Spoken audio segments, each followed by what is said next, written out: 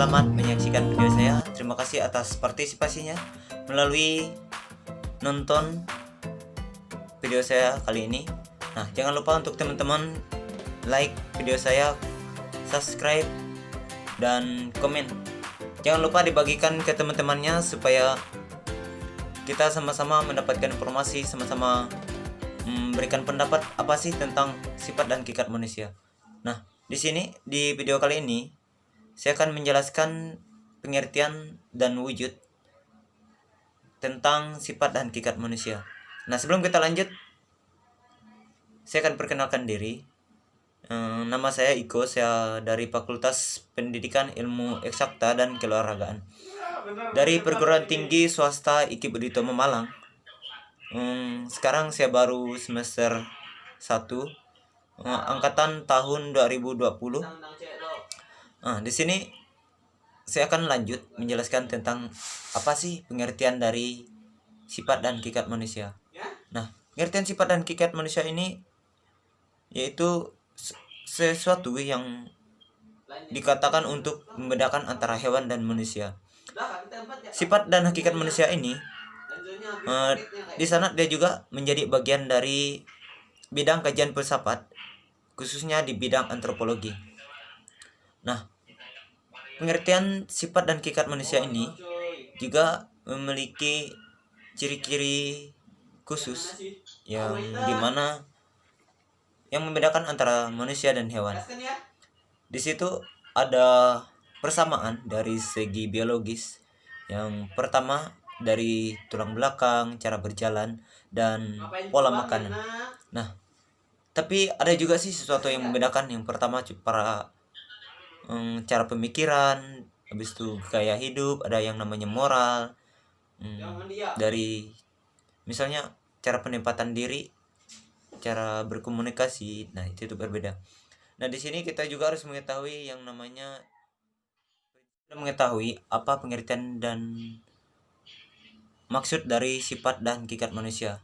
Nah, di sini kita juga harus mengetahui ada 8 wujud dari sifat dan hakikat manusia. Yang pertama menyadari diri, dan yang kedua kemampuan berinteraksi, yang ketiga pemilikan kata hati, yang keempat itu moral, dan yang kelima bertanggung jawab, yang keenam rasa kebebasan, yang ketujuh melaksanakan kewajiban, dan yang terakhir yaitu kedelapan adalah menghayati kebahagiaan. Nah, di sini kita akan menjelaskan satu persatu, yaitu yang pertama kita akan menjelaskan tentang menyadari diri. Nah, menyadari diri adalah sesuatu yang mempunyai ciri khas tersendiri, di mana seseorang tuh merasa, ya aku nih udah dewasa. Gimana sih caranya menentukan masa depan sendiri? Gimana sih caranya biar saya tuh berbeda sama yang teman-teman yang lain, misalnya mereka tuh masih kanak-kanak dari sifat tingkah laku mereka.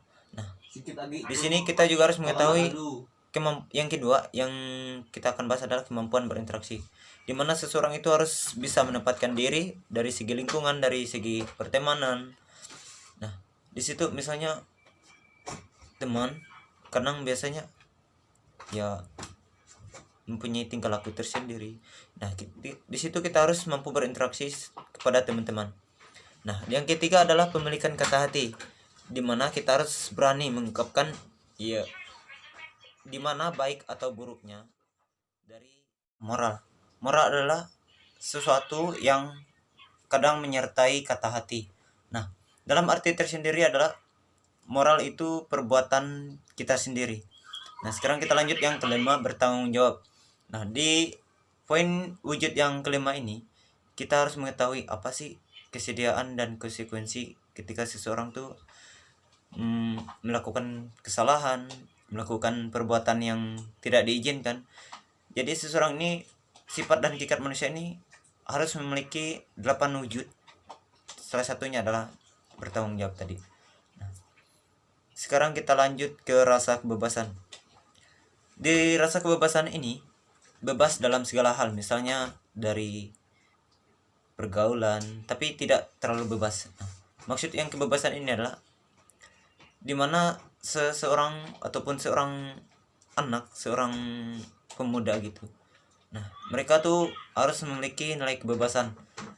Misalnya kebebasan kemerdekaan dari penjajahan, habis itu kebebasan untuk mendapatkan kasih sayang dari orang tua, kebebasan untuk menyampaikan pendapat. Nah, di situ kita lanjut ke melaksanakan kewajiban, yaitu poin yang ketujuh. Nah, kewajiban ini misalnya kewajiban sebagai seorang anak. Seorang anak ini misalnya contohnya dalam kehidupan kita sehari-hari adalah di rumah. Nah, seorang anak ini mempunyai kewajiban dalam rumah, misalnya orang tuanya suruh cuci piring pas habis makan. Nah, itu adalah kewajiban seorang anak. Nah, kewajiban seorang anak ini adalah sesuatu hal yang penting untuk menentukan apa sifat dan hakikat manusia.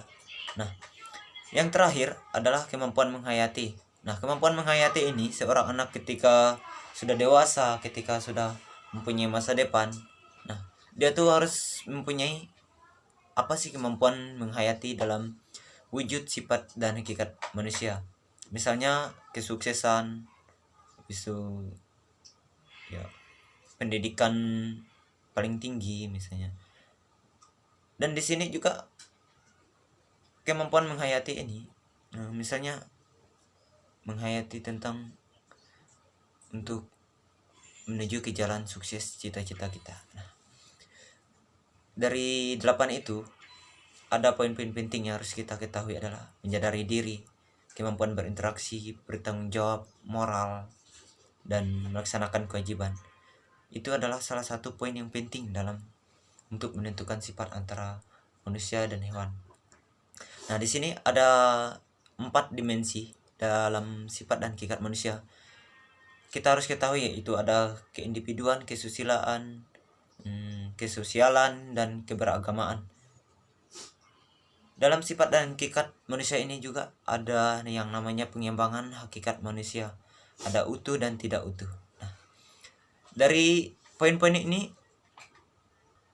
saya harap kita ini sebagai manusia bisa membedakan apa sih perbedaan dari hewan dan manusia. Baik, hanya sekian dari saya. Pengertian sifat dan hakikat manusia, wujud, dimensi hakikat manusia, pengembangan hakikat manusia. Nah, mungkin hanya ini yang dapat saya sampaikan. Untuk materi lebih jelas, mungkin nanti channel selanjutnya saya akan menjelaskan kepada teman-teman.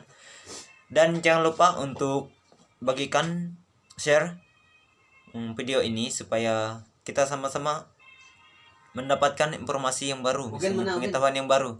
Nah, ini di-share mungkin kepada adik-adik kelas, kepada teman-teman mahasiswa, kepada Bapak Ibu guru dan dosen. Nah, jangan lupa di komen supaya kedepannya ada channel-channel selanjutnya kita akan bisa memperbaiki, misalnya tentang materi, tentang cara bicara, cara menyampaikan materi. Nah, terima kasih. Jangan lupa saya ingatkan kembali, like, komen, dan subscribe. Share juga channel saya. Terima kasih untuk partisipasinya. Semoga semuanya sehat selalu dan dilindungi oleh Tuhan Yang Maha Esa. Jangan lupa yang adik-adik yang masih SMA untuk menentukan ada yang namanya kesempatan di mana kita menghayati kesuksesan. Nah, di situ kita harus kuliah supaya mempunyai masa depan yang baik. Oke, terima kasih. Sekian dan terima kasih. Salam damai, salam sehat, salam semangat untuk kita semua. Apa? Bilang apa tadi?